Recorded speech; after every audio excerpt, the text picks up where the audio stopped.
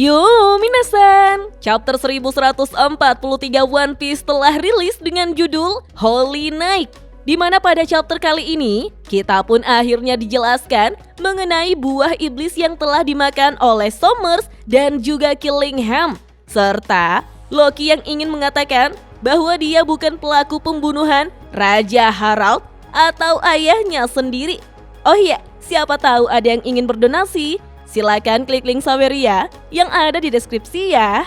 Pada cover chapter 1143 One Piece kali ini, terlihat jika Luffy dan semua kru sedang menaiki ikan terbang di sebuah lintasan berbentuk kolam. Kecuali Jinbe karena dia berenang. Tertulis pada panel awal, pergerakan diam-diam oleh para Holy Knight. Apa yang terjadi kepada anak-anak? Chapter pun dimulai di mana Saul mengejar para anak-anak. Saul meneriaki Ilva, Magu, dan Ronja yang terus berjalan sembari tertidur. Bahkan, Saul tidak paham dengan kain putih yang dibuat oleh Gunko untuk menjadi petunjuk jalur para anak-anak Elbap. Robin pun mengingatkan Saul pesan dari guru yang terluka di sekolah Walrus agar tidak menyentuh para anak-anak itu. Mendengar itu, Saul sudah paham, namun dia tidak tega jika membiarkan para anak-anak tersebut terus berjalan. Saul pun berniat untuk membawa anak-anak itu kembali ke sekolah, namun saat dia mencoba menyentuhnya, Saul pun terluka oleh duri-duri yang mengelilingi para anak-anak tersebut. Bahkan, Saul sampai terjatuh, membuat Robin dan Chopper kebingungan dengan apa yang terjadi pada Saul. Di saat bersamaan, Anji pun menyebarkan informasi ke seluruh penjuru dunia matahari, di mana dia mengatakan bahwa semua murid tiba-tiba tertidur. Bahkan, 9 di antara mereka berjalan sembari tertidur. Anji bahkan tidak mengetahui apa yang menjadi penyebabnya. Tidak hanya itu, bahkan beberapa monster misterius telah muncul dari dalam hutan. Dan saat ini, anak-anak sedang menuju cabang ke-8. Mendengar informasi tersebut, para raksasa yang sedang berpesta di desa barat pun sangat terkejut dan mulai mengkhawatirkan para anak-anak sekolah Walrus. Nami berkomentar jika ini semua begitu mendadak, ditambah dengan kebakaran yang sedang terjadi di hutan. Pemadam kebakaran dari desa barat pun segera meluncur menuju ke hutan untuk memadamkan api yang semakin menyebar. Namun, di saat hampir sampai di hutan, mereka terkejut melihat sesuatu yang muncul dari dalam hutan. Dan ternyata itu adalah Undead yang langsung menghantam Sval. Sehingga kapal mereka pun terjatuh begitu saja. Membuat para raksasa yang berada di desa barat sangat terkejut melihatnya. Di sisi lain, Sommers tertawa girang saat melihat Saul tertusuk duri ketika ingin menolong anak-anak. Sommers bahkan mengatakan jika cinta itu adalah duri dan mawar. Kita pun melihat mereka bertiga yang sedang makan dengan santainya. Namun Gunko tidak peduli dengan perkataan Sommers, membuat Sommers kesal lalu menganggap jika Gunko perusak suasana. Sommers menjelaskan bahwa semakin besar cinta yang kau miliki, maka semakin dalam duri hasrat yang akan menjeratnya. Sommers bahkan menunggu keluarga anak-anak tersebut untuk datang menolongnya. Jika mereka semua mencoba memeluk anak-anak mereka, maka duri-duri akan mencabik-cabiknya. Sehingga para anak-anak itu akan menangis ketika mereka sadar jika orang tuanya telah mati di hadapannya. Dan kita pun akhirnya diperlihatkan bagaimana Sommers mengeluarkan duri-duri dari dalam tubuhnya. Sommers adalah pengguna buah iblis Iba-Iba Nomi atau manusia duri.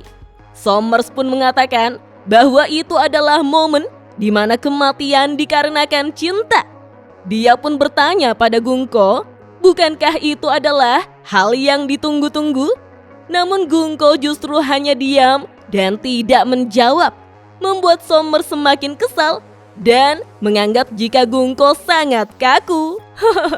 Killingham lalu bertanya rute apa yang telah dipakai oleh Gunko. Dengan santai, Gunko pun menjawab jika dia menggunakan jalur utama karena di sana ada banyak cabang pohon yang tebal. Para anak-anak itu diarahkan sampai ke awan lautan dekat desa Elbap yang dilihat oleh Gungko. Sommers beranggapan jika hal tersebut akan membuat para raksasa semakin putus asa. Tiba-tiba, Killingham berkata jika makanan mereka kekurangan garam. Mendengar itu, Sommers pun akhirnya memikirkan garam. Kemudian lingkaran kekuatan Killingham melewati wajah Sommers dan membuatnya tidak sadarkan diri. Sehingga Killingham langsung mengambil garam dari mimpi Sommers. Kita pun diperkenalkan jika Killingham adalah pengguna Ryu Nomi model Killin.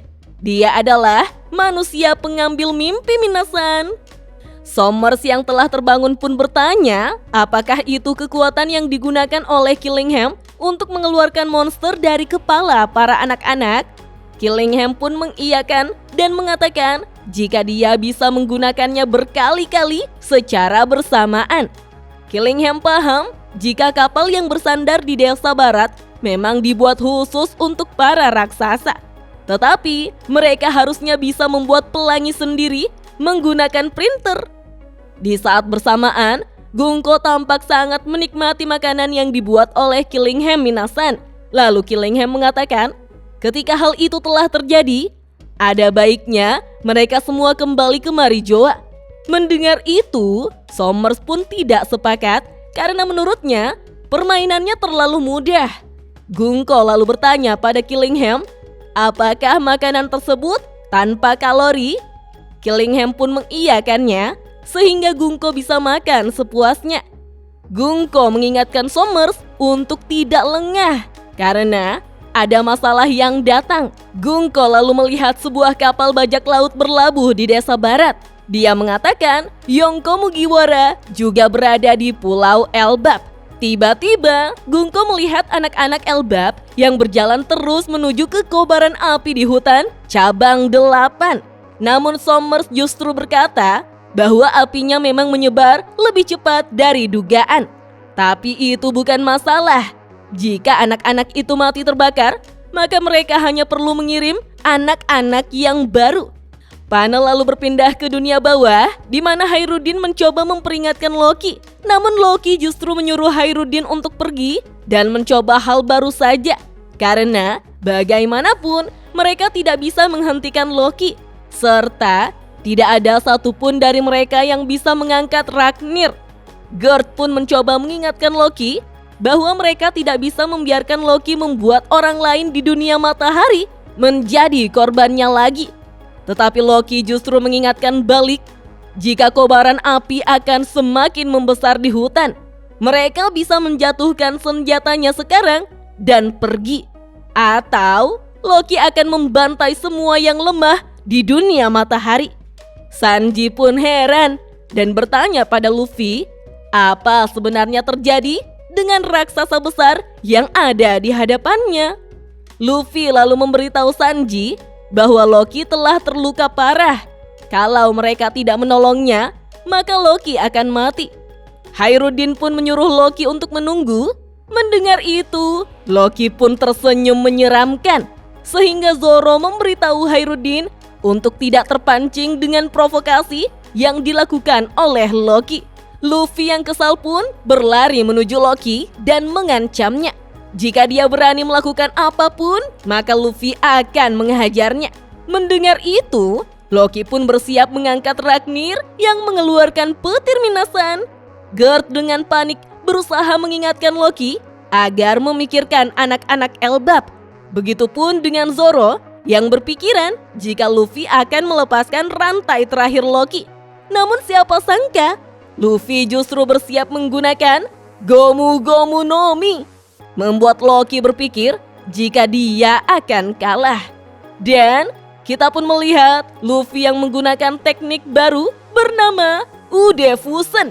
Melihat itu, Hairudin dan Rod pun sangat terkejut.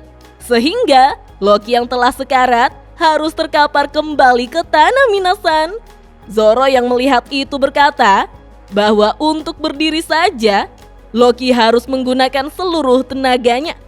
Zoro pun menyerahkan semuanya kepada Luffy. Apakah tetap ingin menolongnya atau membiarkannya mati begitu saja? Luffy lalu panik karena dia masih punya urusan dengan Loki.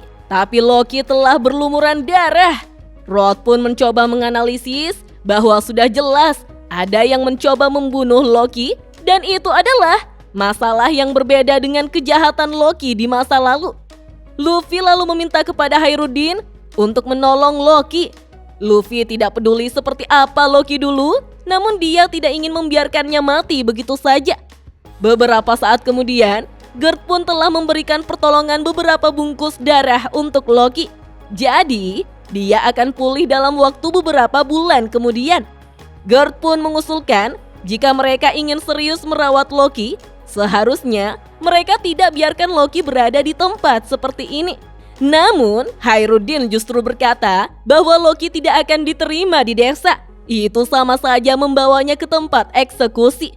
Sehingga Luffy berkata bahwa tidak masalah jika Loki dirawat di tempat seperti ini. Luffy yang duduk di atas tanduk Loki pun terkejut karena ternyata tanduk itu asli. Hairudin pun menjelaskan bahwa itu adalah tanda jika Loki adalah keturunan raksasa kuno, sama seperti ayah mereka, yaitu Raja Harald. Hairudin pun mengingat saat dia masih kecil bersama Loki, di mana Raja Harald berkata bahwa mereka berdua adalah putra kesayangannya. Raja Harald ingin mereka berdua akur, melakukan apapun untuk terus menjaga Elbap. Namun di sisi lain, Loki justru menghajar Hairudin.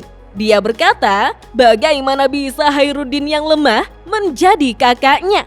Menurut Loki, Hairudin hanyalah anak haram yang tidak akan pernah menjadi pewaris ayahnya. Bahkan, Loki mengingatkan Hairudin jika semua orang tahu bahwa ibunya adalah darah campuran yang hina. Mengingat itu, Hairudin tidak kuasa menahan amarahnya. Dia lalu mengangkat kapaknya dan ingin menghabisi Loki. Beruntungnya, karena Rod dan Stansen cepat menahannya, Hairudin tidak bisa memaafkan Loki begitu saja. Karena Loki telah menghina ibu Hairudin Minasan. Tiba-tiba, Loki tersadar dan menyuruh Hairudin untuk melanjutkan apa yang barusan dia ingin lakukan. Bahkan, Loki mengatakan pada Hairudin jika drama kesatria cengeng seperti Hairudin sudah basi. Menurut Loki, Hairudin sudah mabuk dengan drama pribadinya sendiri.